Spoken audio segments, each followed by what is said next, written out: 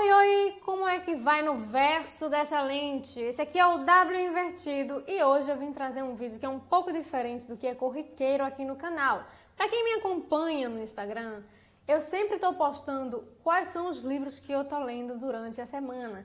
E aí, algumas pessoas vieram me pedir para fazer uma resenha sobre o atual livro que eu acabei de ler. Alguns alunos meus, tia, eu gosto muito dessa explicação, faz um vídeo. E aí estou eu aqui trazendo a resenha de Hamlet, de William Shakespeare, da Clássicos Penguin. A edição em questão é essa daqui e vamos agora conversar sobre William Shakespeare. Roda a vinheta.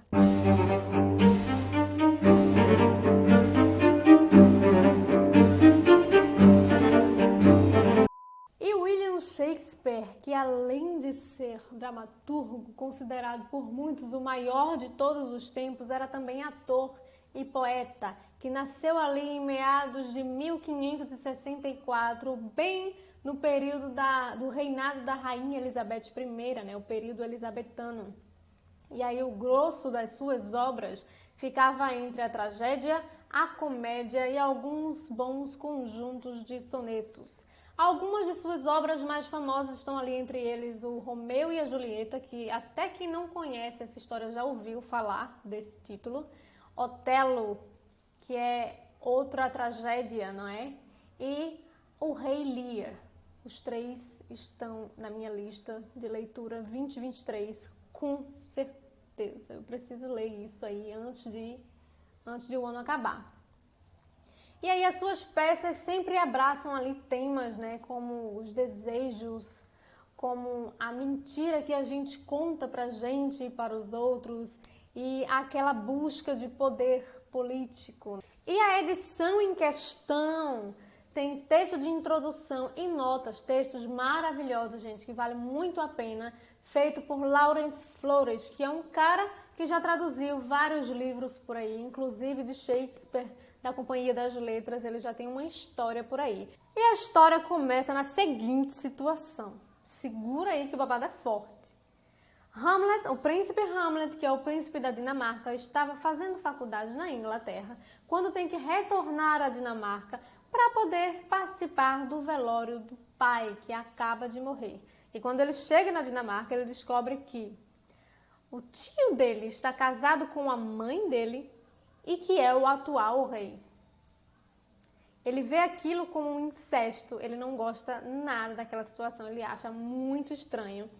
E aí acontece que depois que passa ali o velório do pai dele, dois guardas que fazem a guarda ali do castelo durante a noite chegam para ele e dizem: olha, príncipe, nós estamos vendo a aparição de um fantasma que chega sempre ali entre meia-noite e 1h da manhã, que me lembra muito com seu pai, né? Parece muito, inclusive a roupa, o elmo, tudo é muito parecido e nós achamos que seja o espírito do rei Hamlet que esteja vindo para cá. Mas a gente tenta fazer perguntas a ele e ele não fala nada. Aquilo ali deixa uma pulguinha atrás da cabeça de Hamlet, atrás da orelha dele, e faz com que ele tenha vontade de ir lá, né, nessa guarita e ver com os seus próprios olhos para saber se é o seu pai ou não. Ele vai lá no horário determinado, né? E a aparição, né, o espírito, o Spectrum, aparece e faz o seguinte. O pai dele diz que não foi de morte natural que ele morreu assassinado pelo próprio irmão, enquanto ele estava ali descansando nos jardins curtindo a bonança do seu reinado, nos jardins do seu palácio. Ele sente o irmão dele, né, que chega ali com um cálice, coloca o veneno dentro do ouvido dele. E ali ele já acorda largando a vida do irmão do outro lado da vida, né? E aí ele pede para que Hamlet, ele quase ordena que Hamlet se vingue pela morte do seu pai, matando o próprio tio. Pense num babado forte.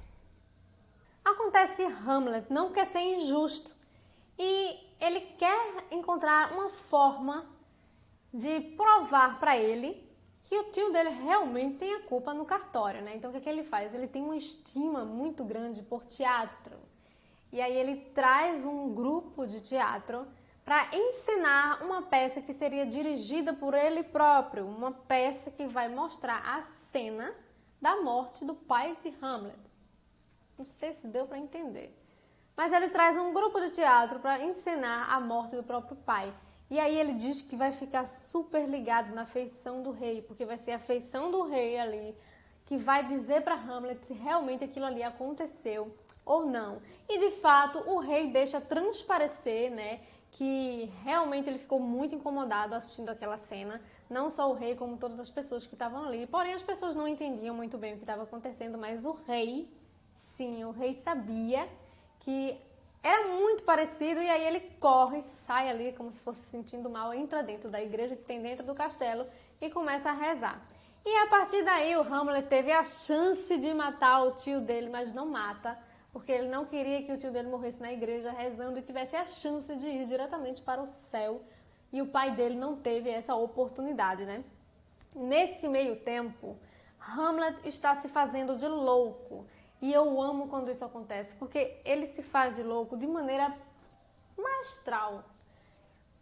O Shakespeare traz o cômico com essa parte dele se passando por louco, e é muito engraçado. Tem umas partes que ele fala umas coisas que eu me acabei de rir. E ele se passa de louco para todo mundo. Ele se passa de louco para a mãe, para o tio, para o guarda, para a amada dele, para a tua mãe, para a tua vaca, para o papagaio. Ele se passa de louco por tudo, inclusive para Ofélia, que dizia ele ser o amor da vida dele. Eu custei um pouquinho acreditar que ela seria o amor da vida dele, porque, cara, ele fala umas coisas para ela que eu fico... Nossa, eu não sei não, hein? Custei acreditar ali um pouquinho. E nessa parte começa uma retardação, um retardamento da morte do rei. Hamlet simplesmente fica atrasando matar o rei, e para algumas pessoas isso pode se tornar até um pouco maçante, a demora dele fazer essa vingança se concretizar aí. Bom, a partir de agora vai ter spoiler do final do livro. Então, se você tem interesse de ler o livro, não leu e não quer saber o que vai acontecer no fim do livro, você para o vídeo agora, vai ler o livro e depois você volta para assistir o final do vídeo, sem problema nenhum, porque agora você está por sua conta e risco. As coisas começam a desandar para mim quando Hamlet mata o pai de Ofélia. Isso deixa a moça louca e ela vai nadar num rio e acaba morrendo afogada. Laerte, que é o irmão de Ofélia, ao saber que morreu o pai e a irmã dele, volta para Dinamarca querendo o gosto de sangue, entendeu? Ele quer matar, ele quer vingar o assassino do seu pai e que foi o causador da morte da sua irmã. E aí o que ele faz? Convida Hamlet para um duelo de espadas dentro do palácio. O duelo é formado, tá todo mundo lá, tá o rei, tá a rainha, tem soldado, tá Hamlet, tá o Laerte. E eles começam ali a duelar entre eles. Quando Hamlet dá uma pausa, a mãe dele enxuga ali a testa dele, meu filho, e oferece para ele uma taça de vinho. Ele bebe um pouco daquele vinho. Ela enxuga novamente a testa dele e ela também bebe um pouco daquele vinho. O que acontece aqui? Aquela taça tinha veneno e o rei sabia disso. Só o rei sabia disso. O que acontece é que Hamlet se liga que ali estava envenenado, que aquela taça estava envenenada, e aí ele fere Laerte, com força, foca e fé. Laerte fere Hamlet, que já estava para morrer envenenado. Hamlet vai e fere o rei. Então, morre rei, morre rainha, morre Hamlet, morre Laerte, morre todo mundo. E sobra um cara, na verdade sobram dois guardas, mas quem acaba a peça é um cara chamado Fortinbras, que fala ali de maneira bem militar e sai marchando, arrastando os corpos. Ou seja, tragédia. Se você quiser que eu faça uma resenha de algum outro livro, de algum filme, de alguma série específica, só bota aqui nos comentários que eu leio todos eles e eu faço aqui pra você, tá? Então, se você gostou desse tipo de conteúdo, apoie esse canal se inscrevendo nele, ativa o sininho para receber novos vídeos, curte, comenta e compartilha e até o próximo vídeo.